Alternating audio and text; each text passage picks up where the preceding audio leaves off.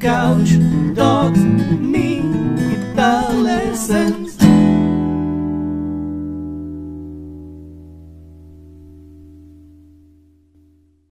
Hey there, Lick and Riffers, how are you doing? Welcome to another awesome fingerstyle improvisation lesson right here on Lick and Riff. And in this video, I'm going to show you how you can create a heartbreaking composition of your own using E minor and C. Okay? And basically, all you need to know for this is the E minor scale on the E string.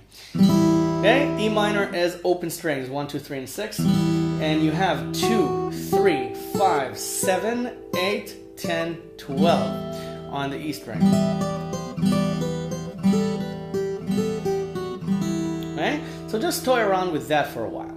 And then decide on the rhythm you want to approach in your own composition. It might be a slow rhythm.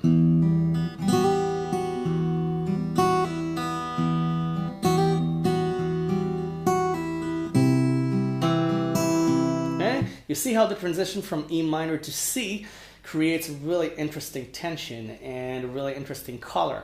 Now you can also use C major 7, okay, with the open second string. It's C with the open second string. And we're going to use that to best effect using 8 on the 6th string, which is also C. So we're going to create these sorts of sounds.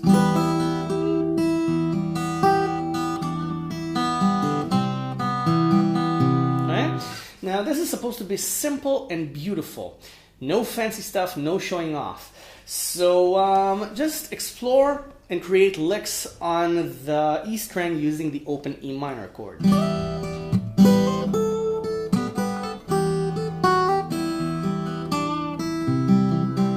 Okay, and when you're ready, move to the C chord. Now I'm also using 3 on the 2nd string. You can do it or not.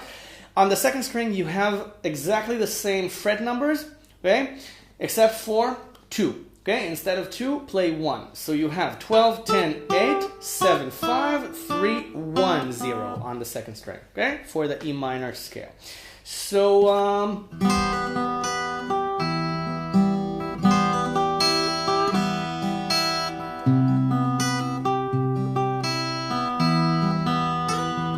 see? Just very simple stuff, just arpeggiating open strings, and I was playing 7 and 8 on strings 1 and 2. Okay, so okay, you can also use 7 on the 2nd string.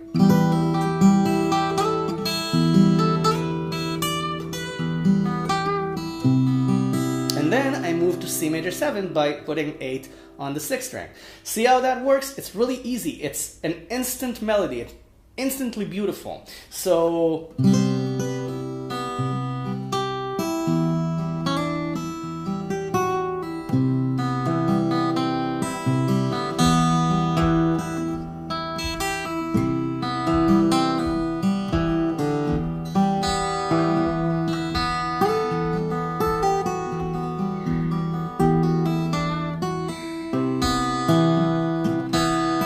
you can use any string inside the chord as long as you're putting it on. So it's 2 and 3 on strings 4 and 5, or 2 and 2 if you want C, it's 2 and 3, or 2 and 2 if you want E minor. Now you can also use 5 and 7 if you want E minor. Okay?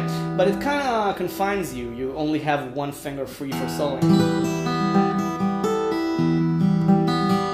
Okay, so I prefer not to use that. So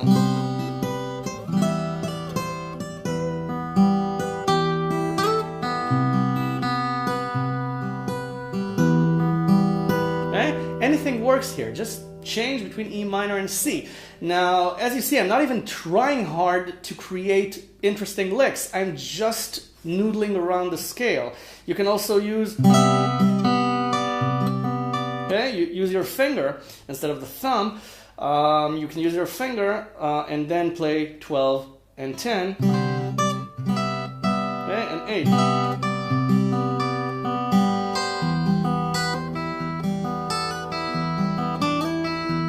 I'm just playing a couple of notes and then returning to open strings.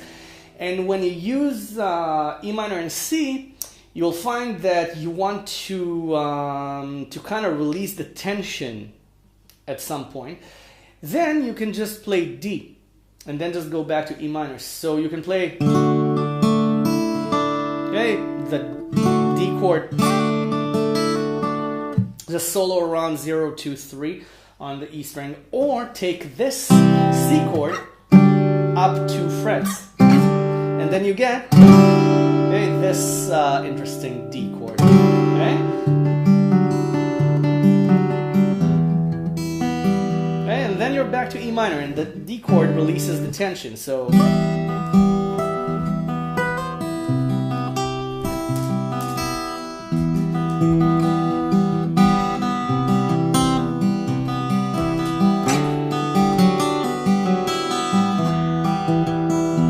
just arpeggiating the chord works, and I use the same trick. I pulled off the 1 to 0 on the second string in C, and I did the same thing on D, pulling it off from 3 to 0. And then I continued arpeggiating. Okay? And I don't even know what I did. I just let my fingers flow. That's the idea with this exercise. It's so easy. If you want to play strings 4 and 5 though, put the chord on. If not, just put the bass note on.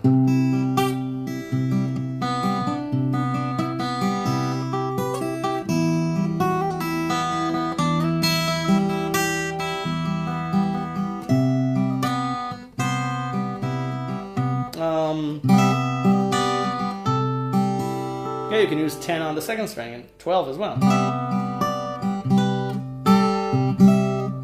Okay, nothing fancy. You don't want to go overly complicated. Just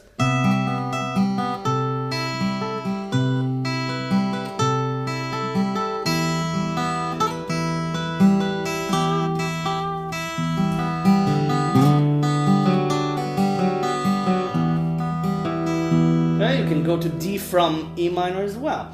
No rule saying that you can't do E minor to D and back to E minor. You don't have to play the C before that. Even though the basis for the whole motif here, the tension and release, is E minor C, E minor C, E minor C, E minor C, or more accurately, E minor C major 7. And then when you want to release the tension, and it's best to stretch the tension as far as you can. Okay, just keep playing E minor and C major 7 just as far as you can go, and then release the tension, and it will be just a magnificent musical moment. Trust me on that. And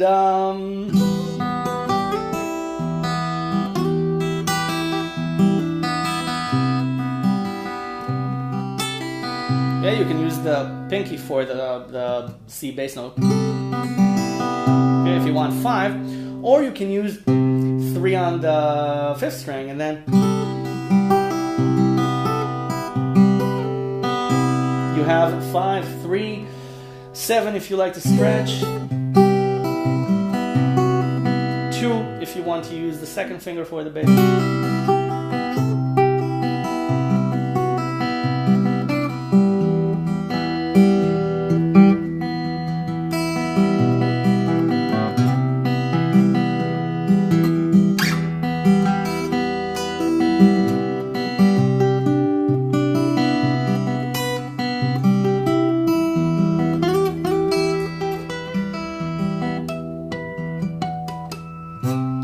Natural harmonics. I have a lesson on how to solo with natural harmonics. You can use that as an idea.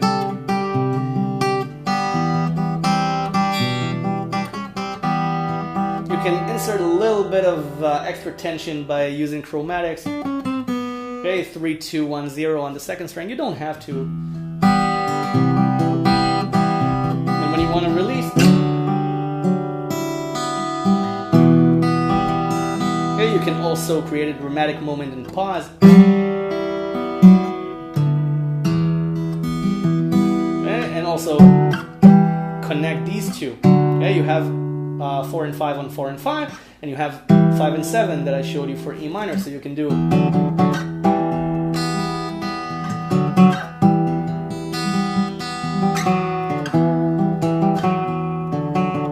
You can use those as a basis for a solo.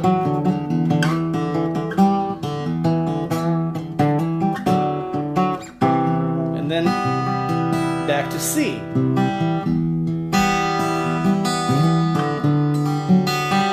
then D.